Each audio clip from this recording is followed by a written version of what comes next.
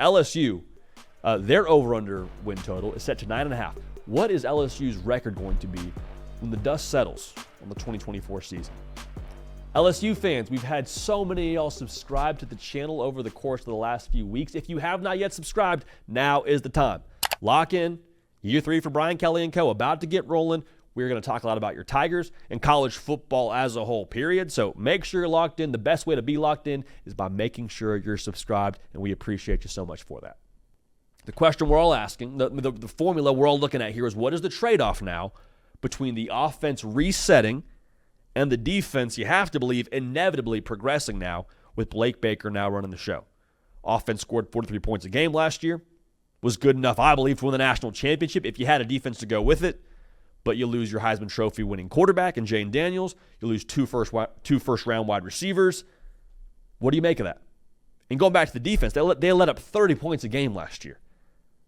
Like, I would be shocked to my core if LSU, after changing defensive staffs, stays that bad. Like, I have a hard time believing it. I don't have a ton of logic to back it up besides the fact that I think that Harold Perkins and Blake Baker are going to be dynamite. I don't believe it's going to happen. So take of that as you will. The safe bet to make here, I think, is year 3 Brian Kelly. I'm not talking about the win total. I'm talking about just overall. If you're trying to predict what LSU is going to be in 2024, look to year 3 Brian Kelly. And I've said this many times, but for those of y'all that are just now kind of getting up to speed as we jump into college football season, Brian Kelly told us when we talked to him on this show during the offseason, he said, yeah, year 3 for me, usually pretty good. You check what he's saying, check the facts, if you will. Year 3 when he was at Cincinnati, made a BCS Bowl. Year 3 at Notre Dame, made the national title game. Year 3 at LSU, we'll see, but this is a team now that, regardless of what you think about Garrett Nussmeier, who's now the quarterback there, who we believe in a whole heck of a lot, regardless of what you think about the defense and how the personnel may or may not be where you would like it to be, this is a team, especially when you come play at their place any Saturday, they can beat you. Okay, it may not make sense on paper. It may not make sense when you break down the spread. LSU, I think, will be very, very much so a force in every single game they play with. So let's go game by game here. They get USC with the eyes of the country upon them. The best movie since The Hangover in Vegas. You got USC, and I'll say this. Brian Kelly, say what you want about USC's offense and the defense and the matchup and all that. Brian Kelly's not losing another big opener. We'll leave it at that. Defense plays with an edge, and they beat USC. You beat Nichols the next week. You go to South Carolina.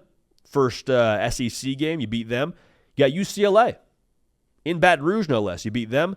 You beat South Alabama. Then you have Ole Miss coming to town.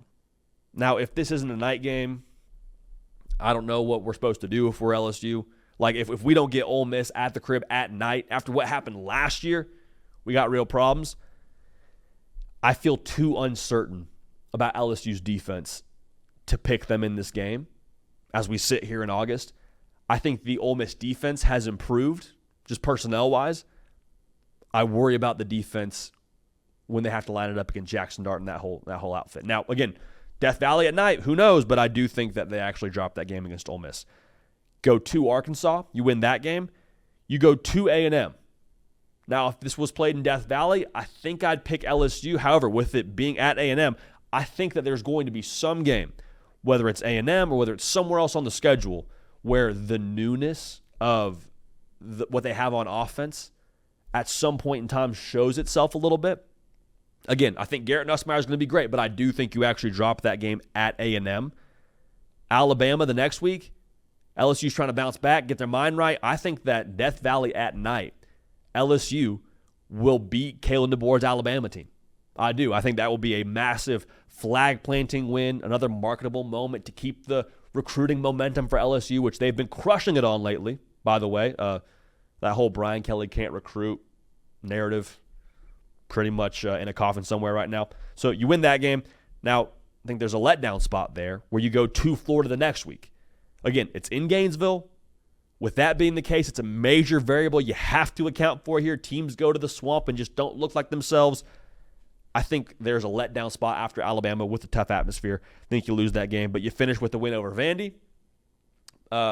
swing game of sorts, I guess you could say, for the last game against Oklahoma, but I think you beat them as well. So you finished with a record of 9-3.